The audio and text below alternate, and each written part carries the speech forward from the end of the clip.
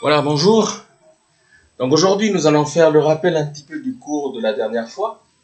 Donc la dernière fois, nous avons vu le son I, qui est un I long, et le son E. Donc c'est un son, on appelle ce son le son I court. Ok? Donc nous avons vu que pour produire le son I, on peut utiliser plein d'orthographes.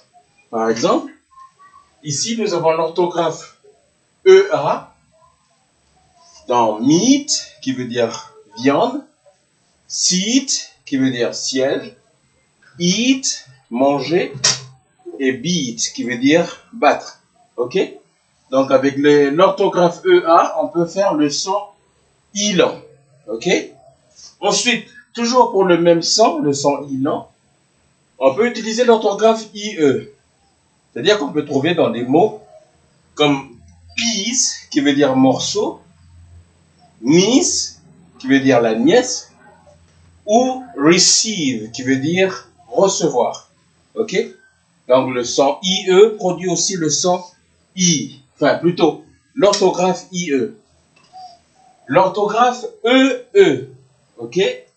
Dans les mots feet, qui veut dire les pieds, meet, rencontrer, feed, qui veut dire nourrir. On trouve le son I long. Ok? Maintenant, pour trouver le son I court, nous pouvons utiliser la lettre I. Donc, nous trouvons des mots dans lesquels il y a la lettre I. Normalement, quand on dit I, la lettre de l'alphabet, on dit I. OK? A, B, C, D, E, F, G, H, I. OK? Mais là, I, dans le mot là, se prononce E. Donc, on dit fish, qui veut dire poisson, drink, boire, ship, qui veut dire navire ou bateau. OK? Donc, c'est le son E. Ensuite, la lettre E, dans l'alphabet, on dit A, B, C, D, E. Normalement, dans l'alphabet, ça se prononce I. Mais vous avez vu la dernière fois qu'avec la lettre E, ça se prononce aussi E. Comme dans le mot egg, qui veut dire œuf. Fed, c'est le passé de feed, qui veut dire nourrir. Donc si je dis I feed, je nourris. I fed, j'ai nourri. Et le verbe met, donc le passé de meet, qui veut dire rencontrer. Et là, on entend le son E. OK? Ensuite, nous avons vu aussi la dernière fois que, comme dans l'alphabet, on prononce I. Eh bien, I, c'est une diphtongue, hein, parce qu'il y a deux sons à l'intérieur, AI. Vous trouvez dans le mot wife, qui veut dire épouse, find, trouver, life, la vie, rice, qui veut dire le riz, mind, qui veut dire esprit. Ok, donc ça c'est un petit rappel de ce que nous avons vu la dernière fois. Ensuite, pour aujourd'hui, nous allons travailler sur le son A, qu'on trouve souvent dans l'orthographe ER, en anglais, the, et le son F. Ça c'est le son A. Les Américains disent ok, ils prononcent le R. The et le son F. Et pour travailler un peu ces sons, j'ai pensé qu'il fallait qu'on voit un petit peu les mots de vocabulaire qui concernent les membres de la famille.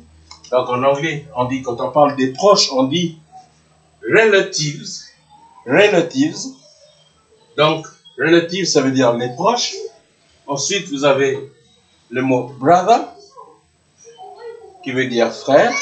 Father, sister, mother, grandfather, grandmother, half sister, qui veut dire demi-sœur, stepfather, parents, qui veut dire les parents, children, qui vient du mot child. Children, c'est les enfants, et child, c'est un enfant. Cousin, qui veut dire cousine ou cousin. Aunt, qui veut dire la tante. Uncle, l'oncle. Nephew, le neveu. Niece, on l'avait déjà vu. Ancestor, qui veut dire ancêtre. Son, qui veut dire le fils. Daughter, la fille. Husband, l'époux ou le mari. Neighbor, ça veut dire le voisin ou la voisine. Grandparents, les grands-parents. Grandchildren, les grands-enfants. Ok, donc les petits-enfants. Grandson, le petit-fils. Granddaughter, la petite-fille. Sister-in-law. Sister-in-law, ça veut dire la belle-sœur. Brother-in-law, ça veut dire le beau-frère. Et vous avez le mot descendant, qui veut dire descendant. Et ici, vous avez avec l'orthographe TH, on l'a vu ici, pour le son the et th, nous avons le même orthographe TH. Et ici, dans le mot think, ça veut dire penser, eh bien, nous avons le son th. Et pour le mot brother, on dit, vous voyez, l'orthographe TH, on dit brother.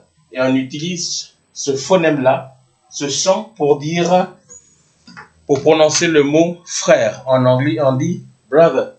Et pour terminer, je vous donne quelques phrases, comme d'habitude, que vous devez connaître.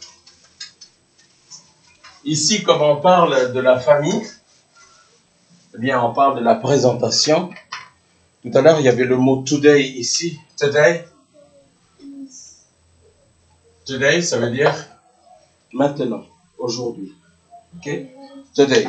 Mais les phrases que je voudrais vous donner, c'est par exemple,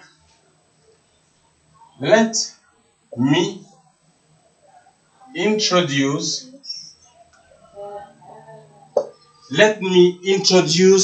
myself. Oups, pardon. Let me introduce myself, ça veut dire je me présente. Ok? Donc avant de vous présenter, vous dites cette phrase. Let me introduce myself. Je m'appelle John. My name's. Soit vous dites my name is John. Soit vous dites my name's John.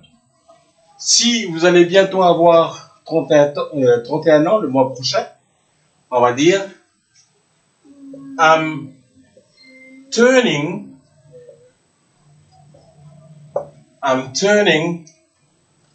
31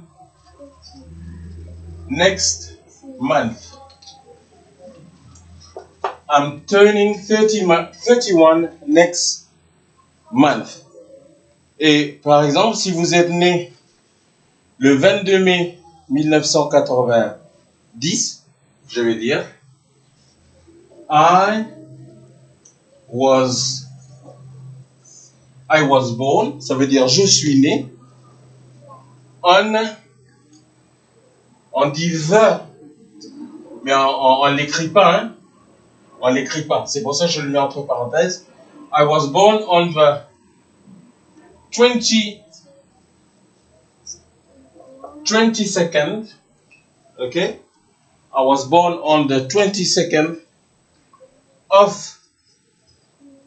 Là aussi, vous n'avez pas besoin de l'écrire en anglais. On écrit simplement I was born on the 22nd of May. Je suis né le 22 mai 1990. 1990.